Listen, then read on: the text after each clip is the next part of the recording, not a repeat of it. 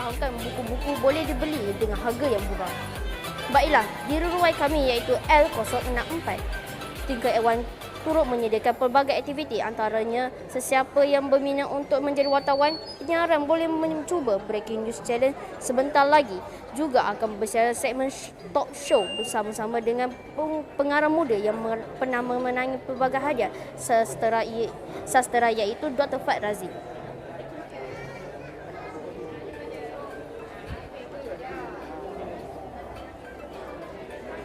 Rasanya moderator kita iaitu BIcara sudah bersedia di platform bersama-sama panel kita. Jom kita saksikan.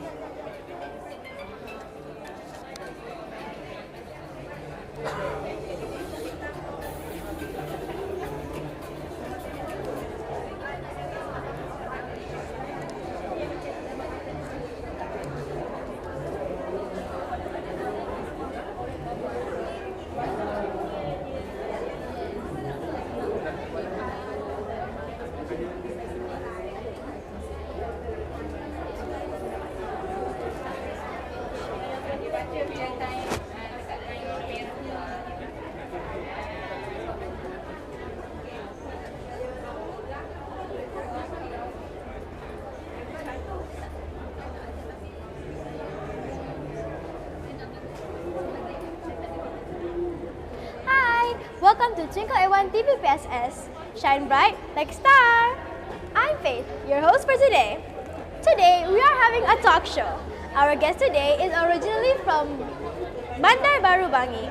He got early studies at SK Tok Jiring, Kuala Terengganu, and later on he continued his high school studies at Sekolah Berasrama Penuh Alam Shah Ceras. Further on, he continued his studies at College Marabanting and also the Royal Surgeon College in Ireland. Currently, he is a practicing medical officer at Hospital Sultanah Nur Zairah, Terengganu. He is also an author who has achieved many awards such as Hadiah Sastera Siswa, Hadiah Sastera Kumpulan Utusan, Hadiah Sayembara Penulisan ITBM Pena, Hadiah Sastera Perdana Malaysia, and many more. His novel Pasca Sejarah has now been translated into English, which is now titled After Time. Our guest today is none other than Dr. Ahmad Fadlil Muhammad Pakar Razy, or also known as Dr. Fadh Razy. A short synopsis on the book before I introduce him. After Time tells the reality of mankind, the corruption of humanity. But then again, you are also an inspiring author. How did you manage to write something so amazing but not consider a career in literature? Okay. First of all, thank you for inviting me here to the station. With regards to writing career, actually, one unique thing about writing or being an author is you don't need to have a degree. I mean, you don't need to have a formal study. You don't need to go to a formal school, formal college to be a writer.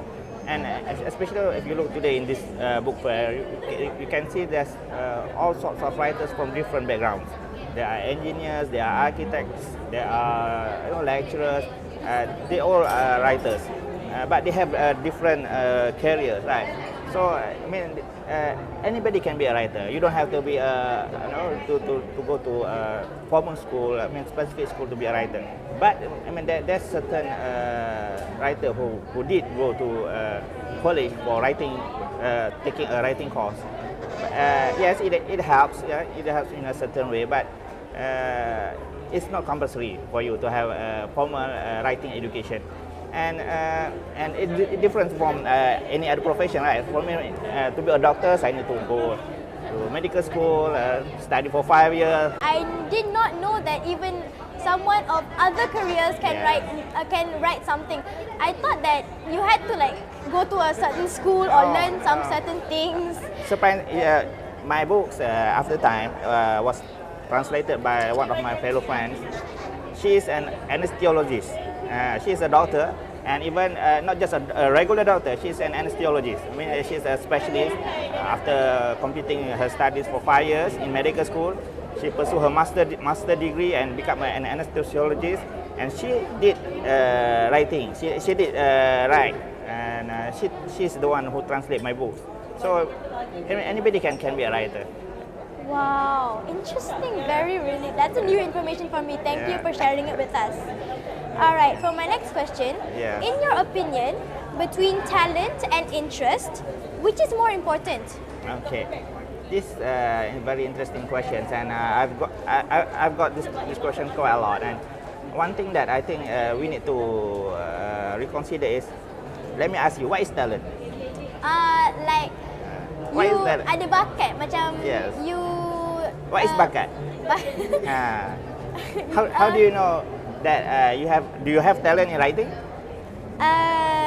Maybe I do because I do write some Okay. stories online. Okay, so actually, bakat or talent is something that we say retrospectively, which means that you don't know someone have talent or not unless he or she tried that things.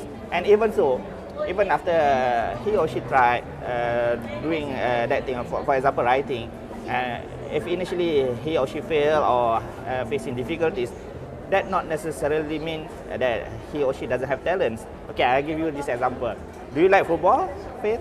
No, not really. Okay, but footballers, yeah, right? Footballers in Europe, for example, Lionel Messi. You know Lionel Messi? I do. He's very talented. Even during his teenagers, 17, 18, he already played as a first team players in Barcelona, won major accolades. But certain players, Ronaldo for example, you know Ronaldo, right? He shined a bit later in his early 20s compared to Messi. He started shine at 17, 18 years old. Ronaldo maybe 25 years old. But certain other players, such as Lewandowski, you know, Benzema, they shine at 30 years old, 30 plus. So every people have different journey. You know, maybe you face difficulties in the beginning, but when you keep going, keep trying, maybe that's time where you got a big hit. There are certain writers who start late, who start to be known as writers during his 50s. Yeah, certain writers they start writing at 50s, not during teenagers or 20s or 30s. So it's difficult to tell whether you have talent or not. But the main thing is interest or passion. That will determine whether you'll be stay on course or not. If you don't have the. Okay, my next question is, in creating a wonderful result, there must be something or someone who has become your inspiration. Yeah. Maybe your family, the world around us, experience, or maybe your family, the world around us, experience, or many more. What? Some commentary, some advice, and how to improve my writing. So they are very, very, very supportive. Even now, this can be something very frustrating. You know, when you write something, it didn't work. You try to publish it, but people didn't read it. People didn't appreciate it. It's gonna be very frustrating actually in the beginning of your writing pathways. But yeah, I'm quite glad. I'm quite lucky because I have a very supportive teachers and even friends, even my schoolmates, my classmates. They really, you know, they really. I know that when they read my writings, they didn't actually quite understand it, but they're very supportive. You know, they're very supportive. They are willing to read it until the end, and they applaud for me. I mean, yeah, that's really encouraging. And then after that, that's my early inspiration or my early support. And then after I finished secondary school, I went to college. I joined online community, like writing community. It is called isastra.com. And in that website, there are lots of writers who share their interest, they share their writings there. So and even advice, commentaries, and all those things like. So it's imagine there in Ireland. So I was alone there, meaning that there's not much Malaysian student or my friend. They didn't really write. So I was quite alone there. So I need someone who supportive me, who I can share my passion. So luckily during that time, the age of digital, the internet is coming. So there's 2007, 2008, something around that. And at that time I was in Dublin. So I got most of the inputs, most of the 2007, 2008, something around that. I travel around the world. At that time I was in Dublin. So I got. Yeah. Oh, that is actually very interesting. I do think that a supportive area around us can give us the motivation to do better. Yes. For the next, if you can, maybe you could share share with us the creative process in creating a result. Start with how you got the idea to start writing a result. Okay. So to write, one thing that this is basic rules or basic tips, basic requirements for you to be a writer is read. If you want to be a writer, you need to read. You need to read not just one or two books, but a lot of books. Very lots of books. For example, in this BIcara, I did research for about 5 years to complete just this one book. So I need to read because there's a lot of historical elements in this book. So I need to read about history, I need to read about politics, I need to read about geography, I need to read about culture, so that I can use part of it or just to create a good story, a very convincing story, to create a convincing storyline. So you need to read. There's no excuse. If you don't read, it will reflect in your writings. Because nowadays there are many writers or many people who want to be a writer, but they didn't really like to read. So when we read their works or their books, we can see the difference. You can know, okay, this writer, he lack of reading, lack of materials, and this writer, he reads a lot. So we can differentiate it. So first of all, I need to read. We all need to read. And then the second one is that really helps me in this books, like I said before, travel. I'm traveling. I went to Madrid, Spain, Portugal, Italy, Istanbul. So these are historical places, and they have a lot of history. It's different from just reading from historical books, right? It's really different. The experience, the inspiration is really different. When you see it with your own eyes, the situation, the culture, the people, it's really different, and it give you a lot of ideas. Before I went to these places, maybe my story is different, but after I visited these places, it suddenly turned. Suddenly I got new ideas, I got new plots, I got new characters to build on. So readings and travels is very important for me in completing this. And even for my poetry, I did write a lot about history, about different places, about places I visit, about Istanbul, about Rome, and so on. So that really helps me a lot. And the third one is talk a lot. I need to discuss a lot with my friends. I need to, when I have something, I tell my friends. I mean, a fellow writer who I trust. You need to have a friend who you trust and discuss about the idea. Is it good? Is it bad? How can I improve it? How do they think about that idea? So they can give extra input, extra information with regards that idea, that story. So I think that's three things that really helps me in writing. So according to what I explained earlier, to create a result takes a very long time. Yeah. Much less a good result. I mean, come on, it took like 5 years to create Yeah. Sejarah. This is my first book, my first novels, and still my only novel so far. I did wrote a lot of poetries and anecdotes, but this is my one and only novel so far.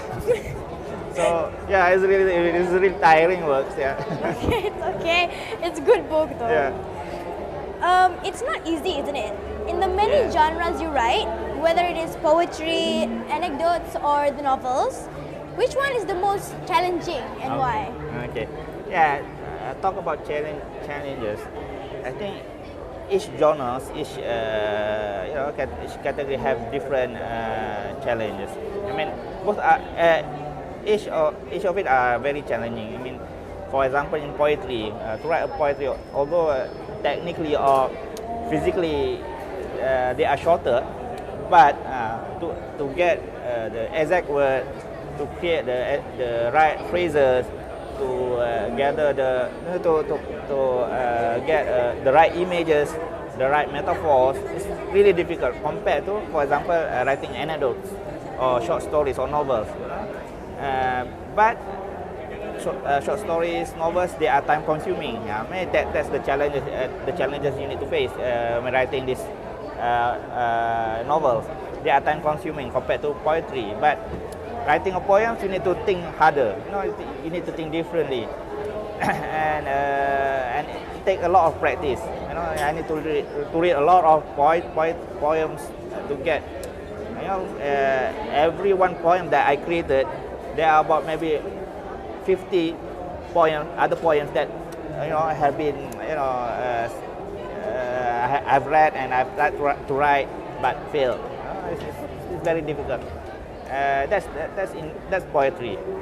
For fiction, for example, novels, you need to do research. That's different challenges. It's very time consuming.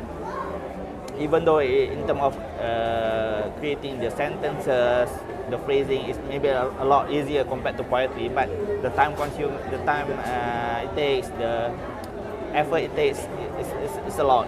And for anecdotes, medical anecdotes like this one, okay, this one of my bestseller books, Cakar Ayam Seorang Dokter. So for anecdotes, you need to have the experience, because this is my real life experience, right? So when I'm seeing my patient, okay, so I need to have the real experience to write.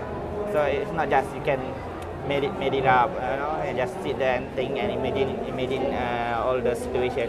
I need to experience this. I need to face the patient.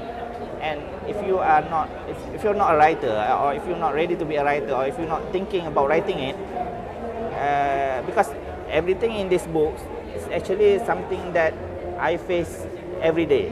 It's a routine event. It's not really, it's not really weird things, or it's not a rare occurrence or something. Just a routine events. Meeting a patient scolding you, patient crying, patient doing this, doing that. It's a everyday works. But since I want to write about it, since I'm a writer, so I need to take note about this. Okay, I need to be aware. Okay, this is something that I can put in my works. This is something that I can write it down. This is something that I can share. Okay, so you need to aware of it. I mean, you need, because not every doctors, even though they face the same thing, not every doctors can write it, or even think to write about it. So that's the different challenge between each genres. All right. So you're saying that all of them is challenging, right? Yes, Just now. Yes. Okay. Of course. All right. I know that just now you said that you got the pengalaman. Yeah. But what about the fictions? What if one day tiba-tiba like you got no idea? When you try to think, nothing comes up in your mind. Yeah. What do you do? Like, what do you do to get the inspiration? Okay, technically we call it writer's block. Writer's block. I mean, suddenly you don't have you don't know what to write anymore. Okay. Simplest thing. I mean, the most easiest thing to do is read. Find more things.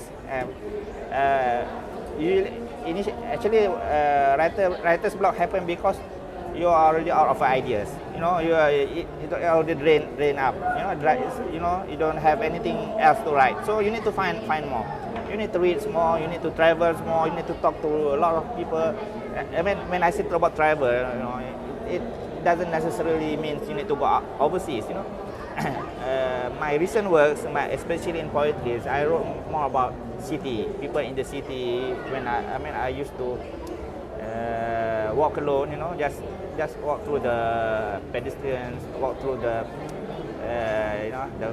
city, among the building, walk using the MRTs, see how the people queues to buy tickets, see how people arguing with each other by the streets.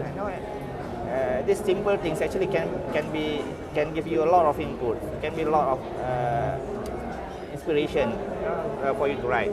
You don't need to go to Rome or Spain or something like that. You know, it's very expensive, right?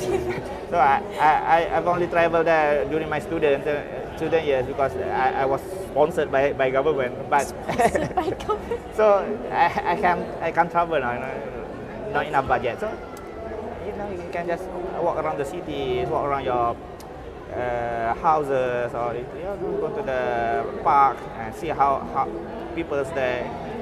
So it can help you in terms of giving you new inspiration, new ideas, you know, and also read. You know, when you read other people's work, you know, you can see a different perspective. Oh, you know, you get new ideas. You get new, you know, oh, I can write about this. Oh, I can write about this. So yeah, you need to do that if you're having a writer's block. Alright, that's actually very nice, Yeah. and I think it does actually help. I mean, walking around the city is something as simple as that can Yes. also be like so good for the mind, you know. Yes. Alright, doctor, we know that you are now busy in the medical field. Knowing that you are busy treating patients and stuff, how and when do you find the time to write? Okay. I know everywhere I go, people ask the same question. Actually, talking about time, actually, when you like something, you're gonna have time. You're gonna make time for it. For example, if you like playing sport, playing badminton, for example, no matter how busy you are, you're gonna find time. For example, for me, I like writing, I like reading. So you know, there's always time for me to read and write. But I don't like shopping. So even going to grocery stores just at the end of the street, I don't have time for that. You know, my boss always call me, man, you haven't buy this, you haven't buy that. So if you like something, you're gonna find time for it. I have a friend, which is I really admire him during my study years in Dublin. He's an Argentinian, and he played rugby in a rugby World Cup. He played during his study years. I mean, I can believe that he actually played for the national team in international event as big as that. I mean, during his medical years, during his student years. But yeah, and he also scored. I mean, he also excelled in his study. So when he loves playing rugby and he also loves medicine, so he can do both. So I think, like I said before, interest is important. If you like it, you're gonna find time for it. Okay, but specifically about my profession, my medical, I mean, yeah, as a doctor, usually I read or write during night time. Because yeah, during daytime I was very busy, treating patients, seeing patients, and but I find, you know, at night time is very, very comforting for me. I mean, it's very peaceful for me to read, and you know, it gives me a peace of mind. It helps me calm, and yeah, most of the literature thing or writing things I do it during the night time and also in weekend, because lately I spend more times in clinics rather than wards. So my working hours is more like office hours, only during weekdays and daytime. So I have a lot of time during weekends and night time. Alright, I understand. Yeah. Okay, doctor. And one thing, okay, just to add, because you're gonna be a student too, okay, you're gonna go to college, you're gonna feel that your college time is very packed, very busy. But believe me, when you are working, you're gonna be more busy than that. So when during your student years in college, explore everything. Explore everything. Pursue your interest. You like writing, write. Because most of my writings are during my student years. Even my novels, I wrote it during my student years. Okay, so in college, study is your priority. But if you have any interest, just do it. All right. Thank you for that advice. But okay, this next question has nothing to do with the interview right now. It's my personal question to you. Okay. Okay. So, how about songs? Do they inspire you? Because to me, whenever I'm writing my stories online, I usually listen to songs to give me inspiration. What about you? Yes, yes. Uh,